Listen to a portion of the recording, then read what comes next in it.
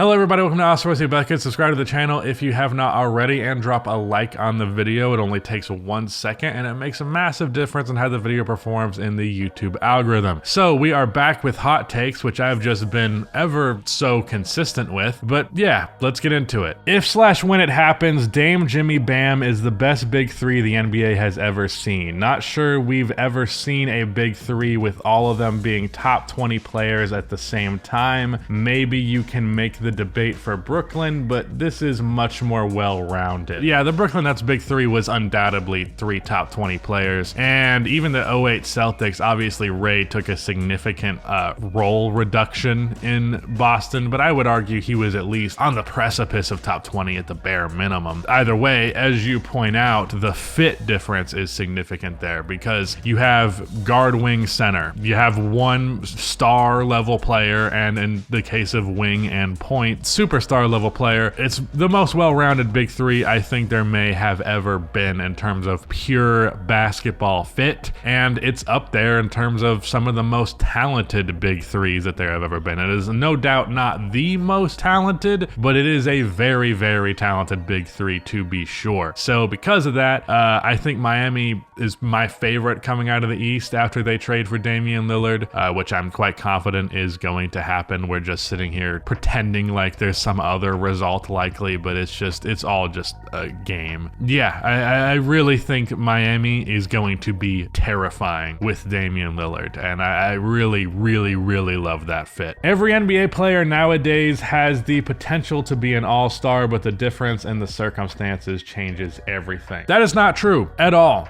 The main difference for like guys who can be star players and guys who cannot is how talented are you as a creator, whether that be, a really talented off-ball creator like a Klay Thompson, or of course more conventionally someone who can create off of the dribble, create for his teammates. Maybe if it's a big man, someone who can score in the post. You're probably going to be a star level player based on scoring more likely than not. You can get cases like Draymond Green, of course, where you can get into that echelon of star player without being a big scoring threat. But generally speaking, that's the case, and the amount of players that actually have star level creation ability is just far and few between, and it's not a matter of circumstance because we have seen players be put in circumstances where they are encouraged to create shots, and they do, and they aren't good at it. One that really stands out to me, sure, he hasn't been given a crazy amount of opportunity, but at least enough would be like Bones Highland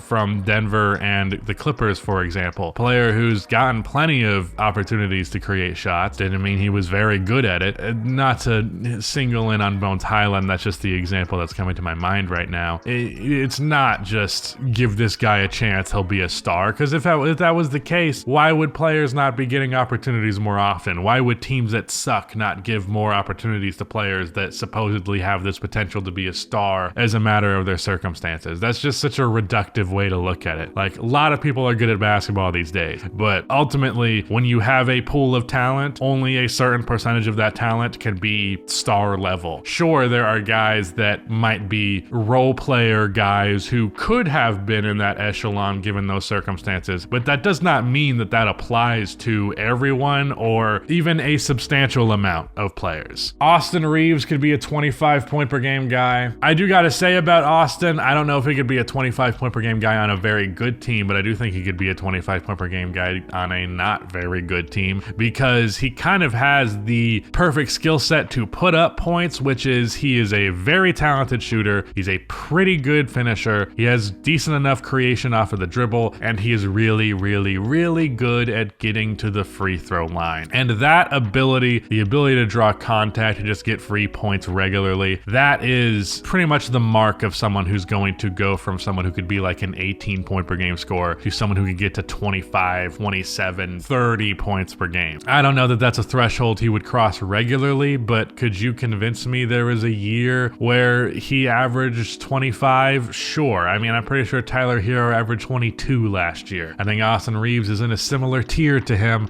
So yeah, it's achievable, especially again, given that ability to get to the free throw line. Jason Tatum is the best player in the East. Giannis exists. That's a hilariously bad take. Fuck that shit. Jason Tatum is not better than Giannis. Get out of here. Obviously, he's not better than Joel Embiid either. but at the very least, he's definitely not better than Giannis. Draymond Green is the most overrated player in NBA history. Well, Josh, I could not disagree with you more. In fact, I would wager that among the most underrated players of all time, Draymond Green has a case for being at the top of that list because, unfortunately, he has fallen victim to, and to be fair, a lot of this is his own doing, fallen victim to people don't like him, therefore they talk shit about his actual ability. But not only is he victim of that, he is also victim of aesthetic bias and scoring bias. These are two concepts that I've talked about before. Aesthetic bias being Draymond Green's game is ugly. His jump shot's horrendous. When he scores, it's really janky. Doesn't really look like he's a natural offensive player in any capacity. There's nothing about his game that is really smooth. Like, the only thing that he does that's like, wow, that was a really nice move, Draymond, is usually some sort of pass. But other than that, he makes his money. He makes his impact on defense as a playmaker and as a connector on offense. And he does those things so well that he is a star level player, and so well that he has been the second best player on a championship team, that being the 2015 Golden State Warriors, because yes, Draymond Green was better than Klay Thompson on that team, and he was better than Klay Thompson for a majority of the Golden State Warriors dynasty. I understand that Klay Thompson is a sharpshooter, as someone who scores points in droves, as someone who scored 60 points in 3 quarters. Obviously, the guy puts up a crazy amount of points, so people attribute him higher. But I remember back when like everyone was freaking out because Klay didn't make the top 75. I was like, fuck Klay not making the top 75. Why did Draymond not make the top 75? In terms of actually impacting the game of basketball, which as far as I'm concerned is the only thing that's really important at the end of the day, Draymond Green is about as impactful as you can be without being a high volume scorer. And he showed that that can be pretty fucking impactful. And because people don't like him because he is a dick, I don't like Draymond very much as a person either. They have to sit there and fucking lie about how good at basketball he actually is, and especially how good he was at his absolute peak. But Draymond Green is one of the greatest defenders of all time, and a good leader when he's not punching his teammates in the face, and a phenomenal playmaker, and again, connector on offense. I understand why people would not like Draymond and why he would be underrated, but nevertheless, not only is he not the most overrated player in history, he is one of the most underrated. Nash is better than Kobe offensively. You know, I do think there is a case to be made that the generational level playmaking that existed with Steve Nash that did not exist with Kobe is enough of a separating factor to put him over Kobe in terms of a better offensive player. And there's even a case to be made that if you look at like offensive rating year by year, Steve Nash routinely was leading more impressive offenses. Obviously, offenses that were built better around him than they were in the case of Kobe, but at the end of the day, better offenses nonetheless. I do think this is a conversation for sure. It really depends how much you value scoring versus playmaking. They have a inherently connected relationship, and Kobe leans more into the scoring end of the spectrum, obviously. And the thing about Steve Nash is, as much people knock on him for not being a high volume scorer, when it came to the playoffs, man, he consistently was cracking that 20 plus point per game mark when he needed to. So I don't know. I think it's an interesting conversation. I would probably lean Kobe just a little bit because ultimately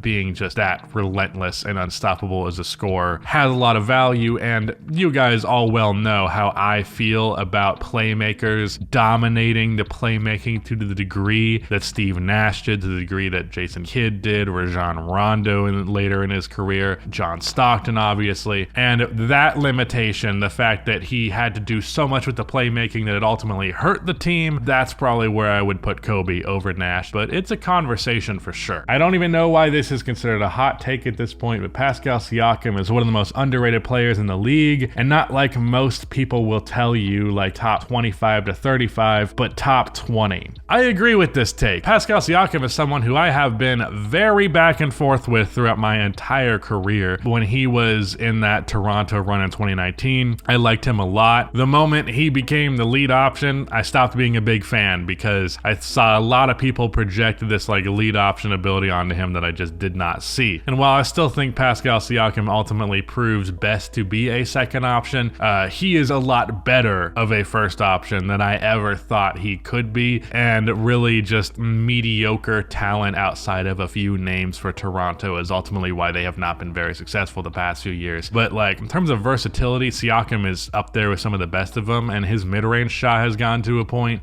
His ability off the dribble has gone to a point where he's just a very good scorer on top of being a very good defender and a really, really talented playmaker, which you wouldn't really expect out of a big. But yeah, that is it. That was Hot Take. Shout out to Rudy for editing this video, and goodbye.